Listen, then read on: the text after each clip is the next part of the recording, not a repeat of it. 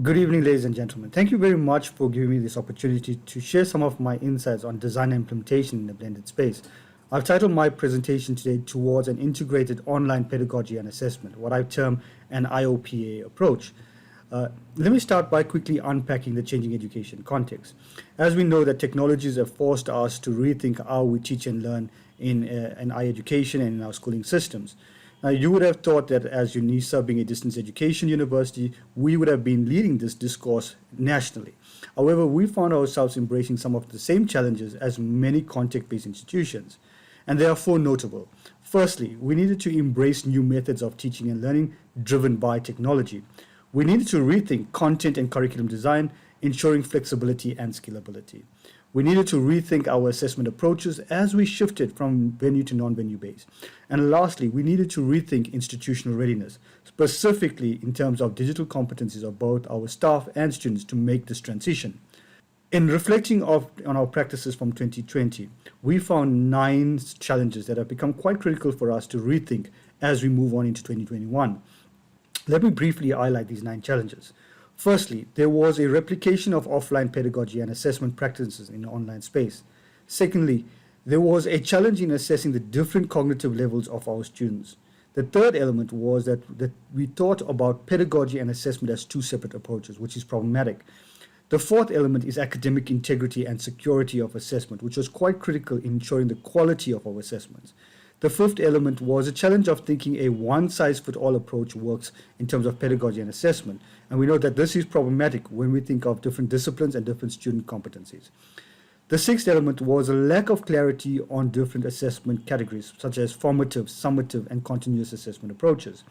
The seventh was seeing technology as an ad hoc, as opposed to being integrated in terms of our designing causes and assessment. The eighth was the inability to design from a student perspective, specifically in the context of mobile learning.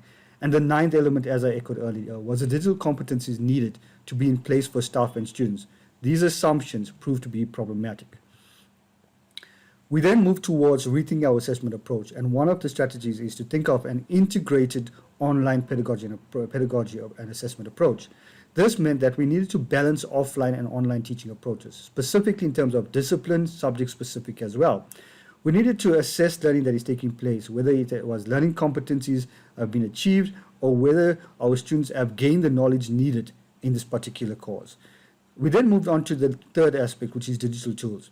We need to rethink our tools for generating and sustaining open learning spaces through online interactions. This meant that our tools needed to cater for teacher-student interactions, but as well as student-to-student interactions. We needed to also think about the digital tools that were in place for assessing the type of learning outcomes that we achieve. And the fourth one is quite critical, colleagues, is student support to creating an enabling online environment. This represented both the content but also the technical know-how. It meant that we needed to create student support that built on student competencies that could be used to create an ideal learning environment for our students. We need to rethink assessment, and when we rethink assessment, we need to get the foundation right, colleagues. What does good assessment practice offer? It offers a meaningful way to measure learning outcomes. It does so in a fair, reliable, and accurate way. But it's also able to easily administer, score, and interpret results. It provides the teacher with information on student performance and how they can interpret the course experiences, and that is quite critical in an online space. But it also caters for an opportunity for us to provide strategic feedback to learners so that they can actually assess and get the immediate feedback that is needed for them in terms of the learning process. And the last point is quite critical, colleagues, in terms of learning analytics. This becomes quite critical for the academics and the teacher, is to understand how students actually learn in an online or a blended learning space. And learning analytics is quite critical and becoming a major theme in terms of the current practices. When we think of assessment, colleagues, there are 2 elements: constructive alignment. Constructive means that our students construct meaning through the relevant learning outcomes. It means that the learning outcomes must be strategically designed. It also then means there must be an alignment of the learning environment where teaching and learning activities are taking place with the intended learning outcomes. This means learning objectives must be clear, what I want my students to know after they exit this course, my instructional strategies, my tasks and activities can't just be designed for the sake of having activities online. It must feed back into the learning process. And assessments, what kind of tasks will reveal whether students have achieved the learning objectives I have identified. Let me quickly identify 3 approaches that we use at UNISA. The first was multiple choice questions, and multiple choice questions are generally perceived as low order thinking. Now, UNISA employed multiple choice questions for the following rationale. It is scalable for large modules as well as small modules. It is automated, implies that it can have automated grading and feedback. If designed well, colleagues, it can assess both low order, middle order, and high order thinking skills. And we found that, for example, the schools of engineering used this MCQs for case study approaches as well. The creation of pools and question database offers a variety of options for academics to pick up their MCQs from. It also created an opportunity for randomized questions, randomized options, which meant that we could create a customized assessment for each student. That actually impacted directly on the authenticity of each assessment. It allowed us for timed assessments. That means we could keep to a particular time, and item analysis, colleagues, to assess whether the student's performance on each question were achieved. The second assessment that we used, colleagues, was e-portfolios. Now, e-portfolios offer an accumulative assessment approach, a longitudinal assessment.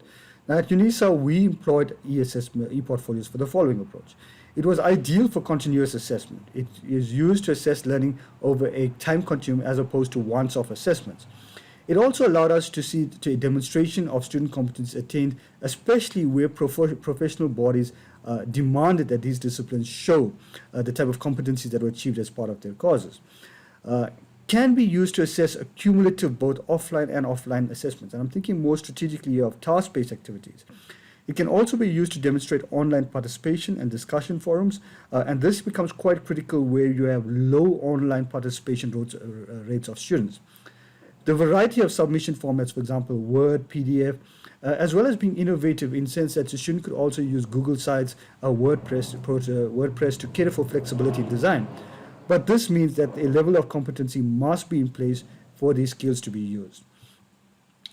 The third assessment for us was quite critical when we started to engage with practicals. And this meant that one of the main challenges confronting the transitioning to online assessments are subjects where practicals are included.